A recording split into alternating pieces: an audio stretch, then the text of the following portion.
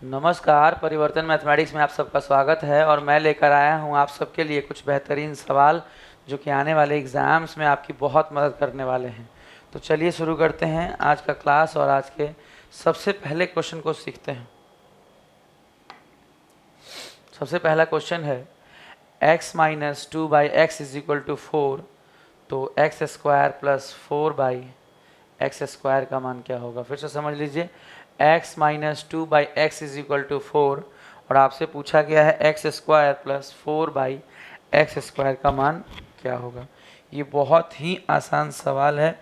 उम्मीद है ये आप सबको अच्छे से समझ में भी आएगा और बहुत सारे बच्चों को ये ऑलरेडी आता भी होगा। ठीक है, बस हमें क्या करना है, स्क्वायर चाहिए तो हमें इसका स्क्वायर कर देना है बाबू। x माइनस 2/x बराबर गिवन है 4 और चूंकि हमें स्क्वायर चाहिए तो हम बस इसका क्या कर देंगे, स्क्वायर कर देंगे।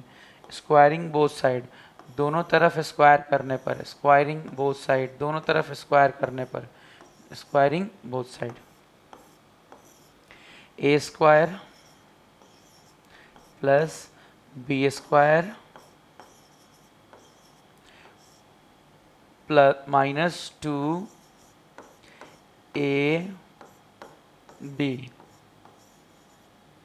इज इक्वल टू 4 का स्क्वायर 16।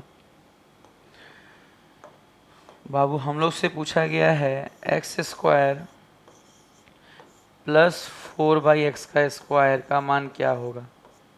आप बहुत अच्छे से समझेंगे कि ये दोनों कट जाएगा और यहाँ पे माइनस में 2 दूनी 4 आएगा। -4 अगर लेफ्ट हैंड साइड है तो राइट हैंड साइड जाने पर +4 हो जाएगा और 16 और 4 कितना हो जाएगा, 20। और यही हमारे सवाल का उत्तर है। इससे ज़्यादा इस सवाल में कुछ करने की ज़रूरत नहीं है। इससे ज़्यादा इस सवाल में कुछ करने की ज़रूरत नहीं है। यही इसका उत्तर होगा। आज के दूसरे अच्छे सवाल की ओर हम बढ़ रहे हैं। अगला सवाल क्वेश्चन नंबर 2 जो है वो नाव और धारा से लिया गया है, बोट एंड स्ट्रीम से। और नाव और धारा के भी सवाल रेगुलरली एग्जाम्स में पूछे जा रहे हैं। हर शिफ्ट में लगभग नाव धारा का एक सवाल, ट्रेन का सवाल या सिंप्लीफिकेशन के सवाल, ये हर शिफ्ट में आपको मिलने वाला है। तो आप अपने तैयारी में धार लगा कर रखिए, मस्त करके रखिए, ये सब आपको 1 नंबर देकर जाएंगे। देखिए, एक नाव स्थिर जल में 19 किलोमीटर प्रति घंटे की चाल से चल सकती है यदि धारा की चाल 3 किलोमीटर प्रति घंटा है तो नाव द्वारा 88 किलोमीटर धारा की दिशा में और 24 किलोमीटर धारा के विपरीत। ध्यान ये रखिएगा, 88 किलोमीटर जो जाना है वो धारा की दिशा में जाना है, 88 किलोमीटर धारा की दिशा में जाना है, जबकि 24 किलोमीटर धारा के विपरीत दिशा में। जो ये 88 किलोमीटर है वो धारा की दिशा में जाना है और बाकी 24 किलोमीटर धारा के विपरीत। पूछा गया है कुल कितना समय लगेगा, कुल कितना समय लगेगा। मैंने आपको क्वेश्चन अच्छे से समझा दिया कि नाव की चाल दी हुई है, शांत जल में धारा का चाल गिवन है और उसे 2 अलग अलग दूरियां, एक 88 किलोमीटर और एक 24 किलोमीटर अलग अलग परिस्थिति में तय करना है, तो उसे कितना समय लगेगा। इस सवाल को बनाने का सबसे बेस्ट तरीका ये होगा, समझिए 88 किलोमीटर जाना है दूरी और चाल। देखिए हमें जाना किधर है, दिशा में। धारा की दिशा में जब जाते हैं तो शांत जल में नाव की चाल और धारा की चाल क्या हो जाता है, प्लस। तो 19 और 3 22। अगर 22 के स्पीड से 88 जाना होगा तो समय कितना लगेगा बाबू, समय कितना लगेगा, समय बराबर दूरी बटे चाल, 19 3 22। ये हो गए 4 घंटे। लेकिन ये उत्तर नहीं होगा। क्यों नहीं होगा इसके उत्तर, क्योंकि सर अभी आप 88 किलोमीटर ही गए हैं, आपको ये 24 किलोमीटर भी जाना होगा, आपको ये 24 किलोमीटर भी जाना होगा। किस स्पीड से, धारा के विपरीत से।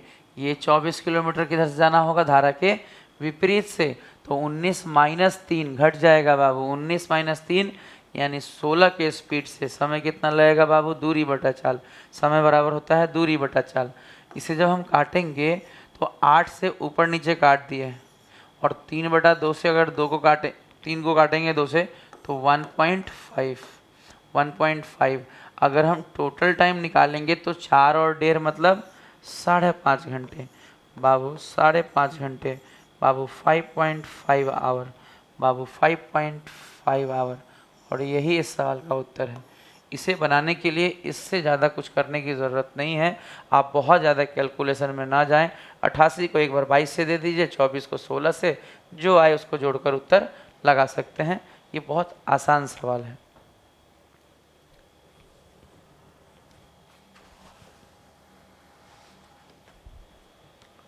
नाव और धारा के ये सवाल अक्सर आते हैं, और नाव धारा से कोई बहुत टिपिकल सवाल नहीं आता। आप अगर प्रैक्टिस करके रखिएगा तो आसानी से बना सकते हैं। अगर आपको पता ही नहीं होगा कि धारा की दिशा में जाना है तो प्लस करते हैं, धारा के विपरीत जाना है तो माइनस करते हैं, तो दिक्कत हो सकता है। यानी अगर आप नाव धारा के कॉन्सेप्ट से गुजरे रहेंगे तो सवाल नहीं छूटेगा, सवाल पक्का बनेगा।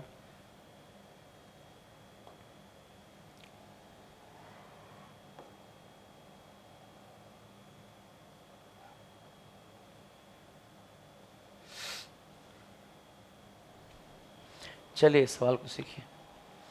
3.46 ऊंचाई वाले समबाहु त्रिभुज का परिमाप कितना होगा? समबाहु त्रिभुज, ध्यान दीजिएगा बाबू, आपसे बोला गया समबाहु त्रिभुज।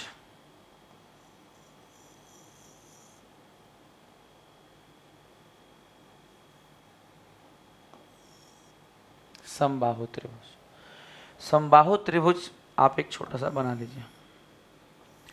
उम्मीद है आप समबाहु त्रिभुज के बारे में इतना जानते होंगे कि समबाहु त्रिभुज की तीनों भुजाएं क्या होती हैं बाबू, बराबर बराबर होती हैं।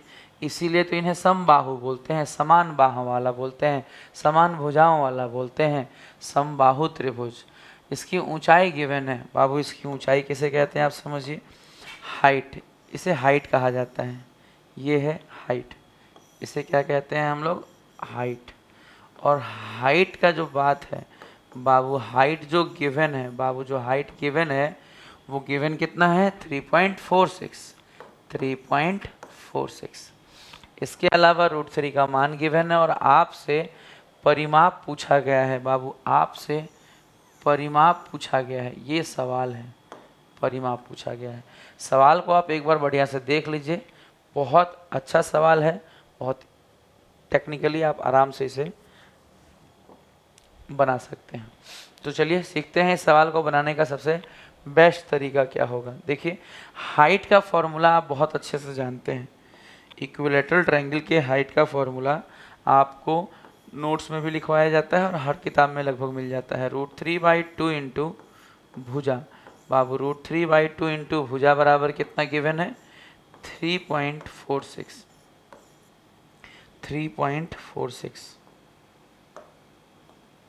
इसके अलावा बाबू एक स्टेप हम लोग और लिखेंगे, हालांकि हम √3 से डायरेक्ट इसको काट देते हैं, बट फिर भी लिखेंगे कि √3 का मान देखिए ध्यान से बाबू, 1.73/2 इंटू a बराबर 3.46। आप देख पा रहे होंगे कि ये बहुत आसानी से 2 बार में कट जाएगा, और इस प्रकार हमारा जो उत्तर आएगा, इस प्रकार हमारा जो उत्तर होगा, a बराबर 2 दूनी कितना होगा बाबू, 4, 2 दूनी कितना होगा बाबू, 4। बहुत छोटे से कैलकुलेशन से आपको भुजा मिल जाएगा। और अगर भुजा मिल गया तो इस ट्रायंगल का परिमाप, अगर भुजा मिल गया तो इस ट्रायंगल का परिमाप निकालना बेहद आसान है बाबू। इस ट्रायंगल का परिमाप बराबर कितना होगा, 3 गुने भुजा, भुजा भुजा भुजा, 3 गुने भुजा बाबू, 3 इंटू ए, यानी 3 इंटू ए का मान हमारा 4 आया है बाबू, 12। ये सवाल बहुत इजी है, आपको यहीं काट देना है। एग्ज़ाम में ये हाइट, ये वो डायग्राम कुछ नहीं, मेरा काम सिखाना है। हम आपको ग्रेजुअली स्लोली समझाते हैं, सिखाते हैं, बट आप ढंग से सीखिए और इसे पावरफुल तरीके से इस्तेमाल करिए। जितना कम लिखना पड़ेगा एग्ज़ाम में उतना अच्छा रहेगा। आप जितना कम लिखेंगे उतना ही अच्छा रहेगा। तो इस प्रकार से इसका उत्तर होगा 12।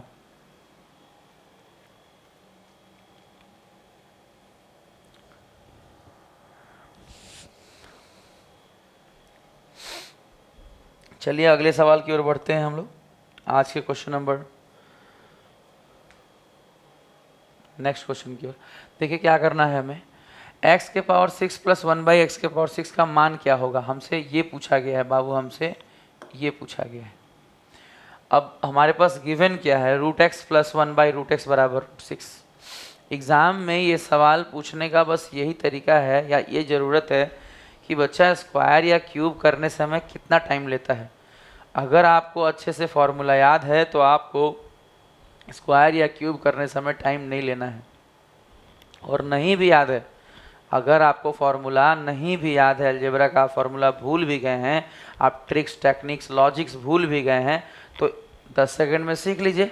मैं आपको ये सिखा देता हूँ। देखिए आपको ये बात हम बता देते हैं कि बाबू कभी भी x प्लस 1/x बराबर अगर k गिवन है, तो जब हम इसका स्क्वायर करते हैं बाबू, जब हम इसका स्क्वायर करते हैं तो क्या करते हैं, k स्क्वायर -2।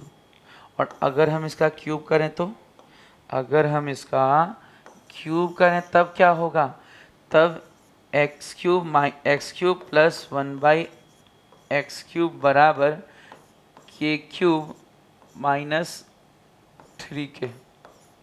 बाबू अगर स्क्वायर करेंगे तो ये होगा, क्यूब करेंगे तो ये होगा। आप अपने नोट्स रिवाइज करिए बढ़िया से, ये सब आपने लिखे होंगे। आप अच्छे से प्रैक्टिस करेंगे तो ही एग्ज़ाम में आप जल्दी सवालों को कर पाएंगे, एग्ज़ाम में तभी कर पाएंगे।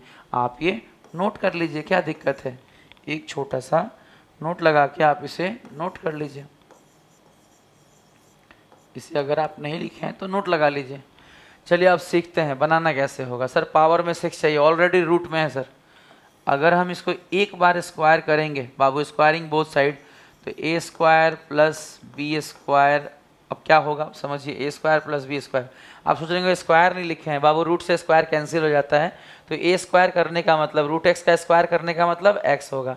तो a² प्लस b² बराबर क्या होगा बाबू, इसका स्क्वायर करेंगे और -2, 6 में से 2 जाएगा, कितना होगा बाबू 4। एक बार स्क्वायर किए तो यह आ गया। अब हमें पावर में 6 चाहिए, यानी एक बार हमें क्यूब भी करना होगा और एक बार स्क्वायर भी। अगर हम इसका क्यूब कर दें तो क्या हो जाएगा, a³ प्लस b³ बराबर, अभी हमने आपको बताया था ना कि अगर इसकी वैल्यू k गिवन है तो क्यूब करने पर क्या होगा, k का क्यूब -3k। बाबू 4 चौक 16 चौक 64, -3 चौक 12, 64 में से 12 घटेगा बाबू, k की जगह यहाँ पे, बाबू k की जगह यहाँ पे 4 रख के देखिए, 64 में से 12 घटेगा तो कितना आएगा 52, यानी यहाँ तक हम पहुँच गए। अब हमें एक बार क्यूब करने के बाद स्क्वायर भी करना पड़ेगा। क्यों करना पड़ेगा, क्योंकि पावर 6 चाहिए सर। फिर हम स्क्वायर कैसे करेंगे बाबू, इसका अगर हम स्क्वायर करेंगे तो क्या होगा, अब पावर में 6 आ जाएगा सर। स्क्वायर कर रहे हैं सर, दोनों तरफ स्क्वायर कर रहे हैं सर, बराबर क्या होगा 52। अब स्क्वायर करने पे क्या होता है, आप देखिए k का स्क्वायर -2, अगर स्क्वायर करेंगे तो k का स्क्वायर -2, k की जगह 52 है बाबू, 52 का स्क्वायर 2704 में से 2 जाएगा तो उत्तर हो जाएगा 2702, 2702। और यही इस सवाल का उत्तर होगा बाबू, यही इस सवाल का उत्तर होगा। आप अगर अच्छी प्रैक्टिस करेंगे तो इस सवाल को बनाने में आपको बहुत कम समय लगेगा।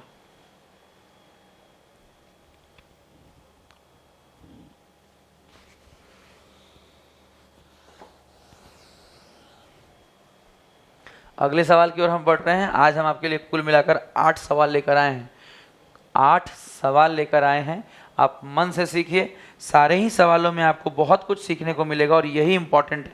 इसीलिए हमारे थंबनेल में हमेशा लिखा रहता है, इसीलिए हमारे थंबनेल में हमेशा लिखा रहता है स्मॉल मिलाते जाइए और लार्ज बनाते जाइए। हर दिन थोड़ा थोड़ा करते करते ये धीरे धीरे आप बहुत कुछ सीख रहे हैं। आपका मैथ्स बनाने का, टैकल करने का जो अप्रोच है उसमें ज़बरदस्त सुधार होगा और एग्ज़ाम आराम से क्रैक हो जाएगा, बशर्ते कि आपको बेसिक आता हो।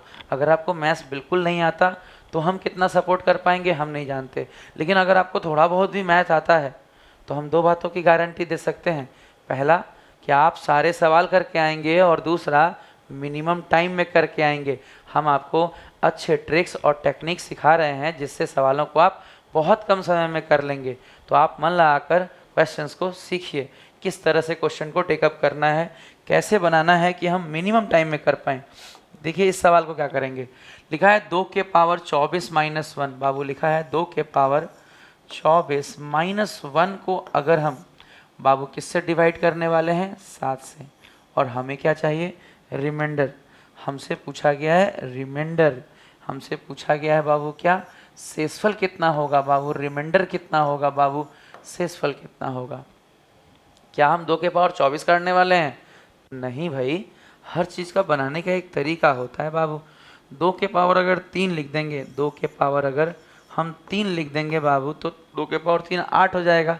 7 के करीब मिला रहे हैं, मिनिमम एक कम या एक ज़्यादा पे लाया जाता है बाबू। और 3 अगर अंदर गया तो बाहर में 8 माइनस 1 बटे में 7। अब आगे देखिए बाबू, अगर हम इसके बाद 8 को 7 से काट दें तो यहाँ क्या मिलेगा, 1। बाबू यहाँ क्या मिलेगा, 1। और ये 1 के पावर कुछ भी होगा तो 1 ही होगा, 1 के पावर कुछ भी होगा तो 1 ही होगा। और 1 माइनस 1 क्या हो जाएगा, 0। और यही हमारा रिमाइंडर होगा, और यही हमारा रिमाइंडर होगा, यही हमारा रिमाइंडर होगा। ये बहुत आसान सवाल है।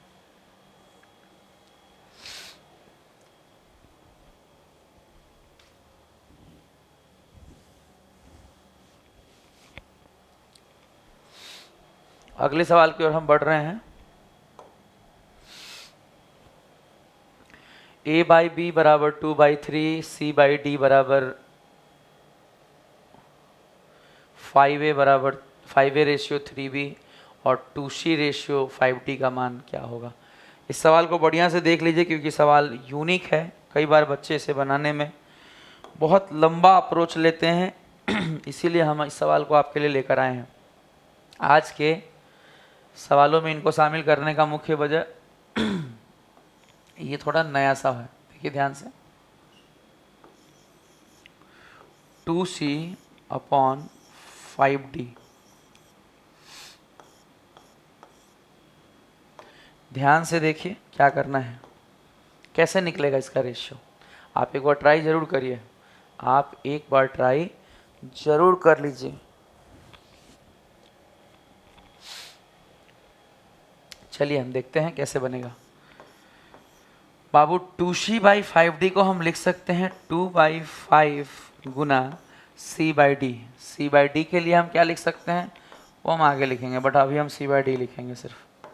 बहुत अच्छे से समझिए बाबू, आगे देखिए बाबू 2/5 गुना c बाई डी के लिए हम क्या लिख सकते हैं, आप देखिए 5a by Babu 5a by 3b। आप सोच रहे होंगे a बाई बी नहीं लिखे आप, c बाई डी के बदले हम क्या लिख सकते हैं बाबू 5a बटा में 3b। बाबू 5a बटा में 3b, a और b ऊपर नीचे है, हमें क्या करना होगा बाबू आप समझिए।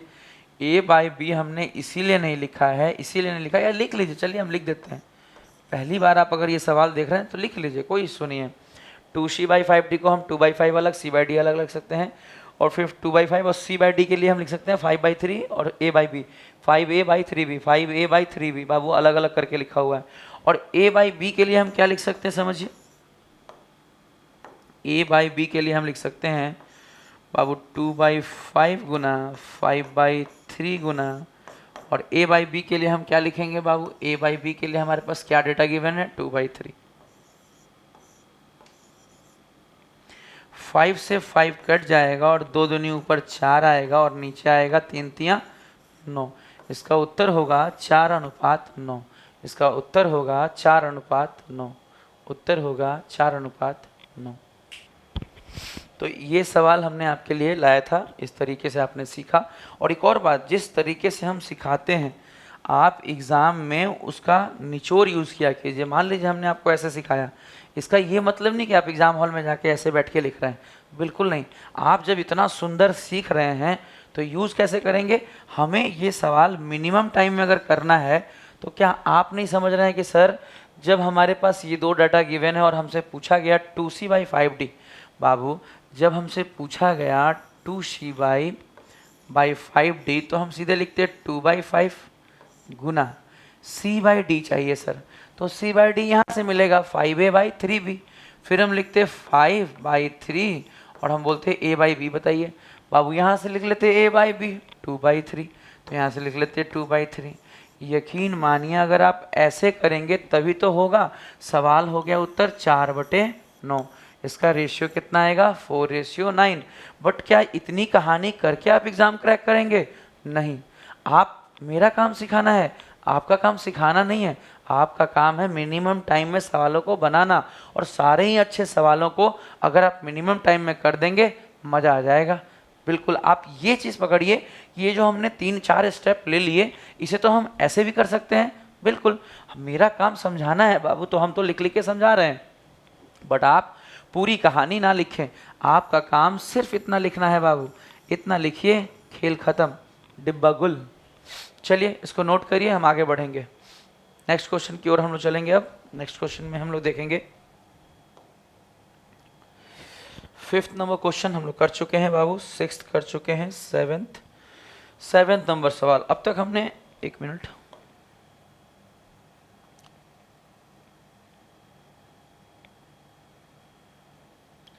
सही बात है, हमने अब तक 6 क्वेश्चन किए हैं। चलिए 7th नंबर क्वेश्चन किया जाए बाबू। क्वेश्चन नंबर 7,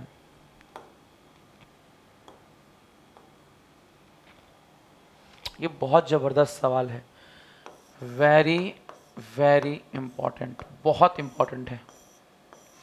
ज़्यादातर बच्चे इसे छोड़ देते हैं, ज़्यादातर बच्चे इस क्वेश्चन को स्किप करते हैं। मैं आपको बताने वाला हूँ इस क्वेश्चन को बनाने का बहुत सुंदर तरीका, जिससे कि सवाल को एग्जाम में आप 10 से 15 सेकंड में कर लेंगे। तो चलिए सवाल सीखते हैं। मन लगा के आप पहले सवाल को सीखिए, समझिए सवाल क्या है बाबू। 28 सेंटीमीटर भुजा वाले समचतुर्भुज में, क्या आप समझते हैं समचतुर्भुज? आपने अगर ज्योमेट्री नहीं पढ़ा है तो यूट्यूब पे परिवर्तन मैथमेटिक्स यूट्यूब चैनल पे ज्योमेट्री की रेगुलर वीडियोस दी जा रही है।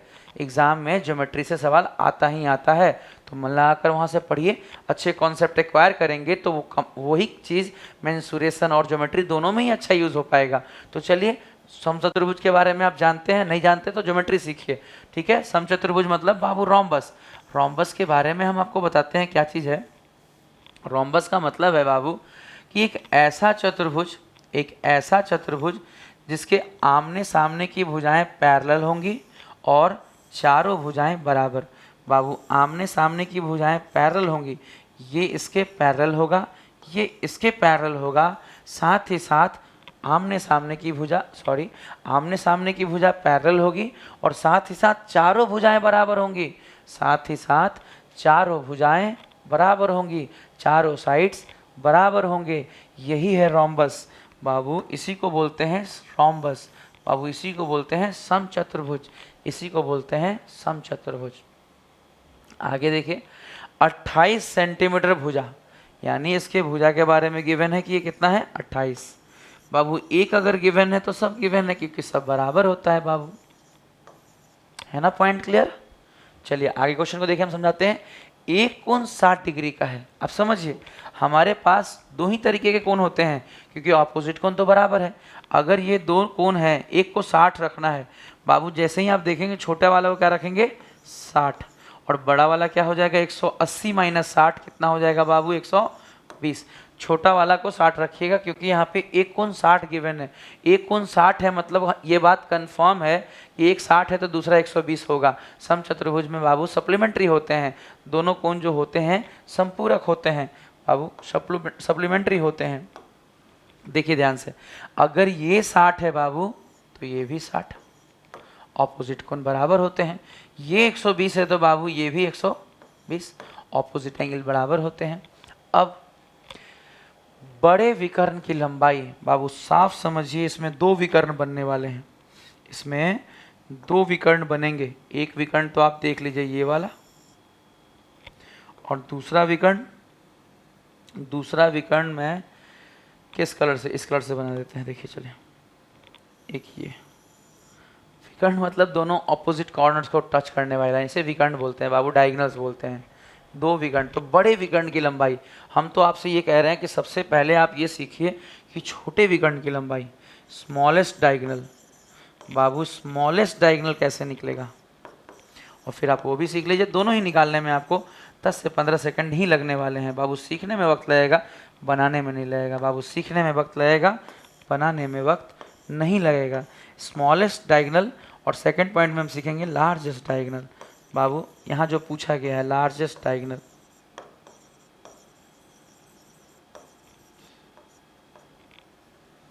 चलिए कैसे बनाते हैं सीखा जाए।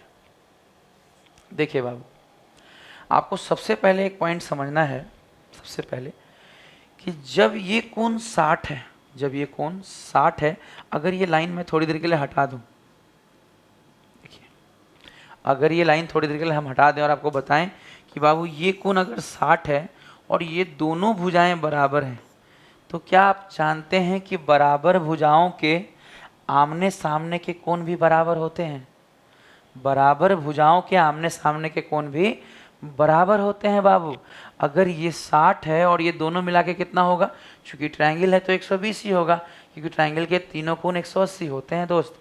तो अगर ये 60 है तो ये दोनों भी कितने कितने होंगे, 60-60 के होंगे। ये भी 60 डिग्री का होगा और ये भी 60 का। इससे क्या हुआ कि तीनों कोण 60-60 के हो गए और तीनों भुजाएं क्या हो गई, बराबर। तो ये जो 28-28 आप देख रहे हैं, ये भी कितना हो गया, 28, यानी इधर वाला भी 14 और इधर वाला भी 14।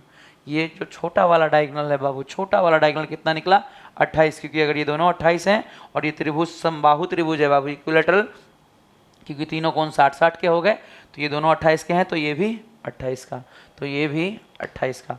तो सबसे पहला सवाल यहाँ हल हुआ कि स्मॉलेस्ट डायगोनल अगर आप पूछे होते तो इसका उत्तर कितना होता, 28 होता। लेकिन आपने पूछ दिया लार्जेस्ट, आपने पूछ दिया बड़े विकर्ण की लंबाई, ये कैसे ज्ञात होगा? आपने तो बड़े विकर्ण की लंबाई पूछ दी। इस लाइन को हम मिला देते हैं फिर से बाबू, बस वो डायगोनल निकालने में ही इसका काम था, इसको हटाने की जरूरत थी।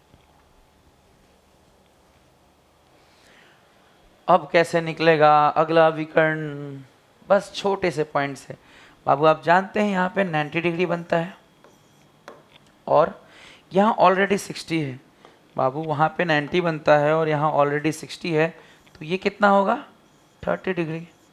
और 30 डिग्री के केस में बाबू जब 90 डिग्री है बाबू, यहाँ जब समकोण बन रहा है और 90 डिग्री का मामला बैठा हुआ है, तो हमें ये साइड निकालना है। क्यों? क्योंकि ये पूरे बड़े वाला डायगोनल निकालना है। ये निकल जाएगा तो ये भी बराबर हो जाएगा और जुड़ के इतना हो जाएगा। देखिए अगर 30 डिग्री का केस में आपको याद हो, perpendicular by base Babu tan 30 जो होता है बाबू, tan 30 जो होता है, परपेंडिकुलर बाई बेस जो होता है बाबू, परपेंडिकुलर बाई बेस जो होता है, tan 30 का मान क्या होता है, 1/√3। अगर ये 1 है तो ये √3, तो ये 14 है तो ये कितना होगा बाबू, 14√3 बाबू। ये कितना होगा, 14√3 बाबू। ये कितना होगा, 14√3। और अगर ये 14√3 होगा तो ये भी कितना होगा बाबू, 14√3। तो पूरा मिला के बाबू कितना हो जाएगा, 28√3 बाबू। बड़े वाला विकर्ण कितना हो जाएगा, 28√3। बड़ा वाला विकर्ण कितना हो जाएगा बाबू, 28√3। तो बहुत आराम से आप इस सवाल को हल कर सकते हैं। दोनों ही सवाल बहुत इंपॉर्टेंट है, बहुत ज़्यादा, लगभग सैकड़ों बार पूछे गए हैं एग्जाम्स में।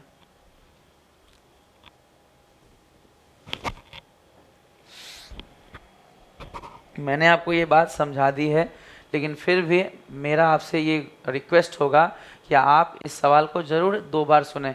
एक बार में हो सकता है कोई बात आपसे छूट जाए, 2 से 3 बार ज़रूर सुनिए, ताकि आप सारी बातों को अच्छे से बैठा पाएँ। और अगर आपको पाइथागोरस का रूल नहीं आता, अगर आपको ट्रिपलेट नहीं पता है, अगर आपको ट्रिग्नोमेट्री के कॉन्सेप्ट नहीं आते हैं, तो फिर तैयारी कैसे कर रहे हैं आप? क्यों नहीं सब कुछ पढ़ के जाते? एग्ज़ाम में तो सब कुछ आएगा ना। आप थोड़ा थोड़ा पढ़ के जाएंगे तो क्या फिर हर साल आप थोड़ा थोड़ा ही पढ़ते रहेंगे? आजकल थोड़ा थोड़ा पढ़ने से क्या ही हो रहा है बाबू, ठीक है ना? तो मन लगाकर आपको सब कुछ पढ़ना है, सब कुछ, पूरा टारगेट अचीव करिए। जॉब्स हर साल हैं, आपकी तैयारी जब होगी, जॉब्स हर साल आते हैं। कहीं भी ऐसा नहीं है कि 5,000 या 10,000 सीटें नहीं आती है, हर जगह 10,000, 20,000, 50,000, कभी कभी तो उससे भी ज़्यादा। कभी कभी आप समझिए अभी ग्रुप डी में तो 1-1 लाख सीटें हैं। तो जॉब हर साल रहेगा, एक सीट के लिए आपको परेशान नहीं होने की ज़रूरत है, बशर्ते कि आपकी तैयारी लेवल की हो। आप बढ़िया से पढ़ के देखिए, आपका जॉब हो जाएगा, बस पढ़िए मन लगा के। चलिए हम आखिरी सवाल, आज के अंतिम सवाल की ओर बढ़ते हैं। अंतिम सवाल क्या है देखिए, अंतिम सवाल है 11 से विभाज्य का नियम पे है। उम्मीद है कि आपको ये ऑलरेडी पढ़ा हुआ होगा, हो सकता है आपसे बन भी गया हो बाबू। 11 से विभाज्य वाला सवाल देखिए, नियम के हिसाब से 2 में से 8 गया -6, m में से 1 गया m-1, 3 में से k गया 3 - k, और 4 में से 5 गया -1। बाबू जब इसे आप कैलकुलेट करेंगे, जोड़ेंगे तो -6 -1 -7 और -1 -8 +3 -5 आ गया जी, और m - k, यानी यहाँ से जो हमें फाइंड अप हुआ बाबू, यहाँ से जो हमें मिला वो मिला m - k -5। बाबू बस जोड़ दिया गया है, बाबू बस जोड़ दिया गया है। आप ऑलरेडी इन चीज़ों से वाकिफ़ हैं, नॉर्मल प्रक्रियाएं हैं। अब यहाँ से 2 कंडीशन बन जाएंगे, 11 के लिए 2 बनेंगे, 11 से कटने के लिए यहाँ से 2 नियम बनेंगे। 11 से कटने के लिए बाबू अगर 11 से कटना है तो ये 0 हो जाएगा, तब भी कट जाएगा। 0 कब होगा, जब m - k 5 हो जाएगा, तभी तो 5 से 5 कट जाएगा। यानी पहला शर्त तो ये बनेगा कि m - k बराबर क्या होगा 5, और दूसरा बनेगा कि अगर ये 11 हो जाए तो 11 तो नहीं हो सकता, -11 हो जाए तो m - k बराबर क्या हो जाएगा, m- क्या हो जाएगा -6। बहुत सिंपल है। अच्छा कोई कहता है कि 11 नहीं बन सकता, क्यों 11 क्यों नहीं बन सकता? क्योंकि 11 होने के लिए इसे कितना होना पड़ेगा, 11 5 16 होना पड़ेगा। तो क्या दिक्कत है, m - k का मान 16 नहीं हो सकता क्या? बाबू m और k डिजिट्स हैं, डिजिट्स का अंतर 9 से ज़्यादा नहीं हो सकता। समझ में आ रहा है, कभी भी 9 से ज़्यादा नहीं हो सकता, तो 16 कहाँ से हो जाएगा? तो यही 2 शर्त बनते हैं बाबू। इसके बाद यहाँ से अगर हम देखें तो m बराबर क्या लिख सकते हैं, 5 + k।